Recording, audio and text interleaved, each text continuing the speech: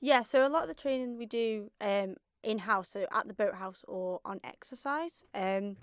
But this training, because it's so niche, I suppose, you can't really recreate it, and the facilities at the college are built specifically for this course, so it allows you to experience things that you can't recreate on an exercise or in the boathouse. What sort of things are we talking about? So we were, we had immersion suits on, which we don't keep in the boathouse even. So using those, we trained with kit that we no longer have on station, but was useful in terms of understanding how well the kit we actually use can work, and how not having it really does, having it sets you up so much better than not having it, because you'll be able to sit in the water for a lot longer. And the use of a life raft as well, which we can't really use in exercise based on they're very expensive. But using them at the college, and simple things like getting in and out of it, which you'd imagine would be quite easy, but it's just not. So just becoming familiar with that, sitting in a life raft, experiencing what it would be like in really bad conditions, in the middle of winter, for example, and it's dark, it gets hot in there, and you're crowded, and it's all about familiarising yourself with, what if it goes wrong, what can I do, what have I got available, and how do I use it?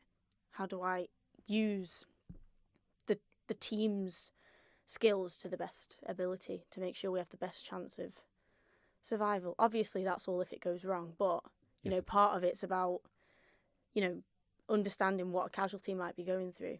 So it all ties into that, helping save lives, I suppose. And you mentioned team quite a bit there. How much of this, when you're going out in a shout, you're out on with a crew there, how much of this is about teamwork? Because I was looking, one of the things they were training was team survival swimming. Oh, yeah. I mean, it's 100% teamwork, 100%. You couldn't do any of it on your own. I mean, you've all got a role on that boat, and every role is important. And without each of those people, there's no way we could be as good at what we do as we are. And everybody brings skills that are incredibly important, regardless of what they are. They're always important. We can use them.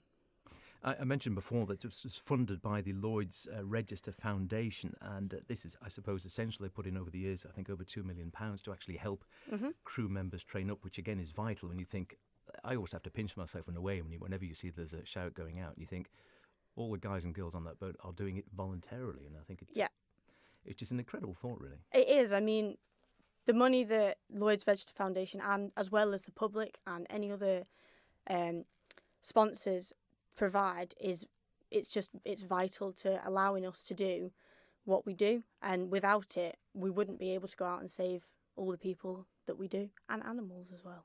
Yes, it's true. As well as all the animals that we save. What first drew you into it then? Why did you first, or when did you first think, you know what, I'd like to get involved and volunteer for the RNLI? So I was living in Glenvine, and I moved to Peel in 2014. So then, being in the town where the station is, it immediately opened up the door for me to be able to do that. So that was one of the things. But also being involved with scuba diving, it's always something that you think, if that goes wrong one day, I might need them. And I've always thought, well, yeah, I'll do my bit for them. And, being able to provide that service where I can help save lives, it always makes me feel good going home at the end of the day. If we've had a shout and it's been successful, and you've brought someone back to family or friends, and you think, yeah, I've done something good for today, and it's quite nice to go home. That must be an amazing feeling. And can you be trained to go straight into crew, or do you have to start on shore?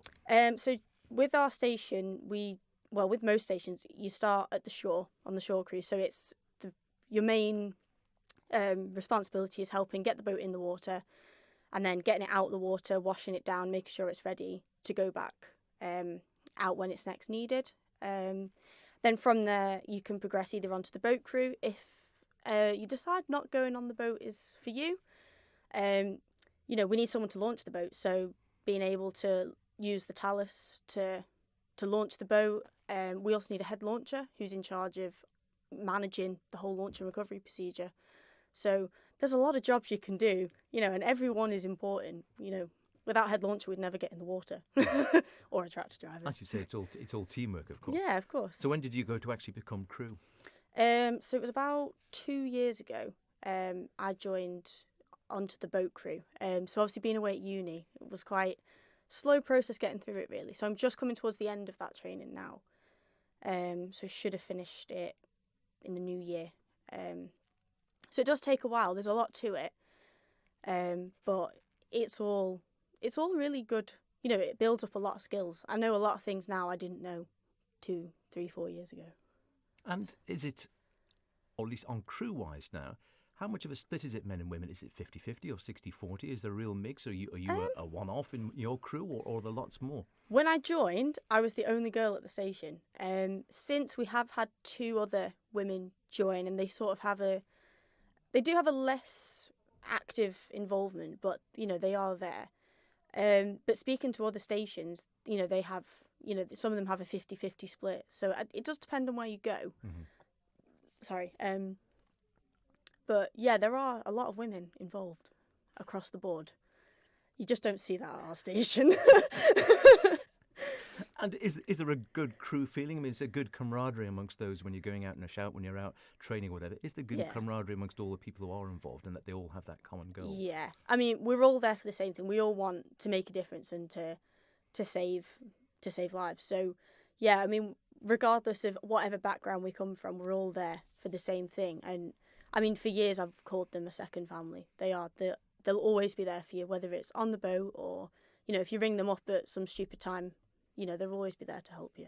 So, yeah, it is like a second family, which is a really nice thing. It is. Do you ever have time to get scared if you're going out in a shout, or is it just a case there's so much going on, there's so much adrenaline pumping, all the training, of course, which we've just been talking about, that all clicks in and you're just into auto mode? It is. I have to admit, when the pager goes off, you're just like, right, I need to get there, I need to get ready, we need to find out where we're going, what we're doing, and go. Sometimes it is only when you're driving home or whatever and you think, oh, right, yeah, that was actually quite scary. Or, if that was me as the casualty, I probably would have panicked. It is not until after where you think, yeah, that's not an everyday occurrence.